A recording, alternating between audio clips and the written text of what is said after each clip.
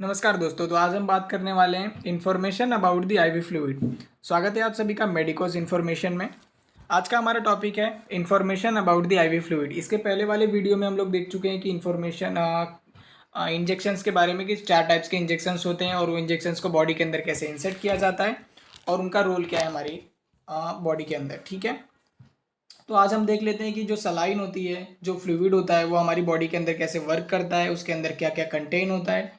ठीक है, तो क्या क्या पढ़ने वाले हैं हम लोग। तो full form of the IV fluid is the intravenous fluid which is directly inject in when. यानी कि आईवी फ्लूइड को इंट्रावेनस फ्लूइड भी कहा जाता है और इन्हें सीधे ही वेन के अंदर लगाया जाता है। ठीक है, और इसमें क्या क्या चीज़ों के बारे में हम लोग पढ़ने वाले हैं। तो हम लोग पढ़ने वाले हैं NS, DNS, RL, D5, D10 और D25 सोल्यूशन और मैनिटोल सोल्यूशन। ठीक है, इसमें एनएस नॉर्मल सलाइन होता है और इस जो डीएनएस होता है वो डेक्सट्रोज नॉर्मल सलाइन होता है। आरएल जो होता है उसे रिंगर्स लैक्टेट सोल्यूशन कहते हैं और D5, D10 और D25 सोल्यूशन क्या है वो मैं आपको आगे बताता हूँ। ठीक है, मैनिटोल सोल्यूशन भी आगे देख लेंगे। एनएस जो होता है उसे नॉर्मल सलाइन कहते हैं। उसके अंदर क्या होता है, 0.9% जो होता है NaCl होता है और 100 ml एनएस की बॉटल में, और 500 ml की बॉटल के अंदर भी 0.9% ही क्या होता है, तो NaCl होता है, यानी कि सोडियम क्लोराइड होता है, यानी कि एक तरीके से कह सकते हैं आप नमक होता है। नॉर्मल सलाइन की 2 बोतल आती है, 100 ml और 500 ml। इसमें सोडियम क्लोराइड की मात्रा कितनी होती है, तो 0.9% होती है। ठीक है, उसके बाद कैसे नॉर्मल सलाइन का यूज़ करना है, यूज़ ऑफ एनएस क्या है। तो डिहाइड्रेशन, यानी कि पेशेंट जब डिहाइड्रेटेड हो, कोई विक्टिम हमारे पास आए हॉस्पिटल में और वो डिहाइड्रेटेड हो, तो हम एनएस की सलाइन को यूज़ कर सकते हैं। ठीक है, वुंड वॉशिंग, अगर कोई पेशेंट हमारे पास आए, एक्सीडेंट हो चुका हो, तो उसका जो घाव होता है उसको वॉश करने के लिए हम एनएस की सलाइन का यूज़ कर सकते हैं। डाइल्यूशन ऑफ इंजेक्शन, किसी इंजेक्शन का डाइल्यूशन करने के लिए एनएस की बॉटल का यूज़ कर सकते हैं। जैसे कि फेब्रिनिल एक इंजेक्शन का नाम है, वो इंजेक्शन क्या होता है, बहुत ही गाढ़ा होता है। ठीक है, उसको डायरेक्टली अगर पेशेंट में दिया जाए तो उसे बहुत ज़्यादा पेन होता है। तो ऐसी कंडीशन के टाइम पर क्या होता है, एनएस का जो एनएस जो होता है वो सोल्यूशन की तरह काम करता है। उसमें डाइल्यूट कर दिया जाता है फेब्रिनिल को और फिर सिरिंज की हेल्प से पेशेंट के बॉडी के अंदर इंजेक्ट कर दिया जाता है। Maintaining the water balance, water के बैलेंस, बॉडी के अंदर वाटर बैलेंस बनाए रखने के लिए एनएस का यूज़ किया जाता है, पानी की कमी को पूरा करने के लिए किया जाता है। ठीक है, एनएस यानी कि नॉर्मल सलाइन का डोज कैसे देना है। तो dose of normal saline is completely depend on the patient condition and disease. Normal saline कितना देना है ये मरीज की अवस्था और उसकी बीमारी पर निर्भर करता है।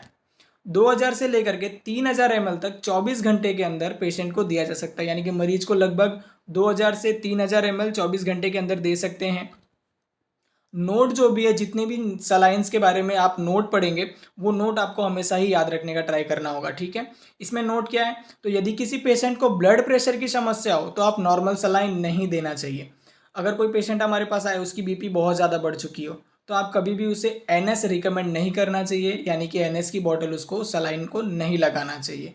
ओके, उसके बाद आता है डीएनएस। डीएनएस को क्या फुल फॉर्म क्या है, तो डेक्स्ट्रोज नॉर्मल सलाइन। ठीक है, डेक्स्ट्रोज नॉर्मल सलाइन यानी कि नॉर्मल सलाइन मिलेगा उसके अंदर और डेक्स्ट्रोज मिलेगा। तो नॉर्मल सलाइन के बारे में हम लोग पहले ही देख चुके थे, 0.9% NaCl होता है। तो इसके अंदर भी वही मिलने वाला है, 0.9% NaCl प्लस 5 ग्राम डेक्स्ट्रोज। कहाँ पर मिलेगा, तो 500 ml की बोतल के अंदर। इस बोतल में 0.9% NaCl होता है और 5 ग्राम डेक्स्ट्रोज पाया जाता है। ठीक है, डीएनएस यानी कि डीएनएस का यूज़ कैसे करना है, तो यूज़ ऑफ डीएनएस देख लेते हैं। डिहाइड्रेशन, अगर कोई पेशेंट डिहाइड्रेटेड है तो हम डीएनएस का यूज़ कर सकते हैं। ठीक है, पानी की कमी को, जैसे कि किसी पेशेंट के अंदर पानी की कमी हो जाए तो पानी की कमी को पूरा करने के लिए क्या करते हैं, तो डीएनएस को दिया जा सकता है। लेकिन उस पेशेंट को डायबिटीज़ नहीं होना चाहिए, इस बात का आप ध्यान रखेंगे। हाइपरटेंशन, अगर किसी पेशेंट को हाइपरटेंशन की प्रॉब्लम हो, सॉरी यहाँ पर हाइपरटेंशन नहीं आएगा, हाइपोटेंशन आएगा। इस बात को आप तो थोड़ा सुधार लेंगे, यहाँ पे हाइपरटेंशन की जगह हाइपोटेंशन लिख देंगे। गलती से वो टाइपिंग करते टाइम पर हो गया है। तो हाइपोटेंशन, अगर किसी पेशेंट को, हाइपोटेंशन और हाइपरटेंशन में फ़र्क देख लें। अगर किसी पेशेंट का ब्लड प्रेशर बहुत ज़्यादा है तो उसे हाइपरटेंशन कहा जाता है। अगर किसी पेशेंट का ब्लड प्रेशर कम हो चुका हो तो उसे हाइपोटेंशन कहा जाता है। ठीक है, तो यहाँ पर हाइपोटेंशन जब होता है तब पेशेंट को क्या करते हैं, तो डीएनएस दिया जा सकता है। ठीक है, इंसुलिन शॉक, अगर किसी पेशेंट को इंसुलिन शॉक हो तो भी हम डीएनएस दे सकते हैं। In accident of condition, accidental condition, अगर किसी पेशेंट का एक्सीडेंट हो गया हो तो बॉडी के अंदर उसके पहले से ही ब्लड गिर गया होगा, ब्लड की कमी हो गई होगी, जिसकी वजह से क्या होगा, उसके बॉडी के अंदर ऑलरेडी शुगर लेवल नीचे जा चुका होगा।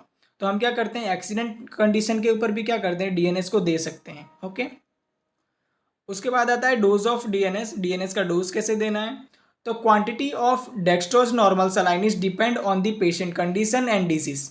डेक्सट्रोज नॉर्मल सलाइन की मात्रा मरीज की अवस्था और उसकी बीमारी पर निर्भर करता है। 2500 से 3000 ml 24 घंटे के अंदर दे सकते हैं। यहाँ पे 300 की जगह 3000 आएगा। ठीक है, 24 घंटों में मरीज को 2500 से 3000 ml तक डेक्सट्रोज सलाइन दिया जा सकता है। ठीक है, इसमें नोट का क्या ध्यान रखेंगे आप, शुगर के मरीज को डेक्सट्रोज नॉर्मल सलाइन नहीं देना चाहिए। अगर कोई पेशेंट है और उसे शुगर की बीमारी है तो आप कभी भी उसे डीएनएस रिकमेंड ना करें। ओके, उसके बाद आरएल क्या होता है, रिंगर्स लैक्टेट होता है। आरएल का फुल फॉर्म क्या होता है, तो ringers lactate. It is a mixture of electrolyte in which present sodium chloride, potassium chloride, sodium lactate. यह एक इलेक्ट्रोलाइट का मिक्सचर होता है। इसके अंदर सोडियम क्लोराइड होता है, पोटेशियम क्लोराइड होता है, सोडियम लैक्टेट पाया जाता है। किसके अंदर, आरएल के अंदर। ठीक है, यूज ऑफ आरएल। आरएल का यूज क्या क्या है, तो डिहाइड्रेशन के टाइम पर अगर किसी पेशेंट के अंदर पेशेंट के अंदर बहुत ही ज़्यादा कम पानी हो चुका है, यानी कि बहुत समय से उसने पानी नहीं पिया है, या फिर कहीं पे एक्सीडेंटल कंडीशन हो गई, उसकी बॉडी के अंदर से बहुत ज़्यादा फ्लूइड गिर गया है, ठीक है, तभी भी हम डिहाइड्रेशन की कंडीशन में भी आरएल को दे सकते हैं। इलेक्ट्रोलाइट इम्बैलेंस, बॉडी के अंदर इलेक्ट्रोलाइट की कमी हो जाए तो भी हम आरएल दे सकते हैं। ड्यूरिंग दी सर्जरी, और सर्जरी के टाइम पर भी मैक्सिमम टाइम पर हम आरएल को ही चढ़ाते हैं। ठीक है, आरएल ही दिया जाता है, क्योंकि बॉडी के अंदर उस टाइम पर ओटी करते टाइम पर इलेक्ट्रोलाइट्स बहुत ही कम हो जाते हैं, इसीलिए आरएल को ही चढ़ाया जाता है। बर्निंग कंडीशन में अगर कोई पेशेंट हमारे पास आए और वो जल गया हो तो मैक्सिमम टाइम उसे आरएल ही दिया जाता है। ठीक है, आरएल की सलाइन को ही रिकमेंड किया जाता है। न्यूट्रिशन डिफिशियंसी, अगर किसी के अंदर न्यूट्रिएंट्स की कमी हो जाए, कुपोषण हो जाए, ठीक है, कुपोषण की शिकार हो अगर कोई पेशेंट, तो उसे हमेशा आरएल ही रिकमेंड करना चाहिए, आरएल ही चढ़ाना चाहिए।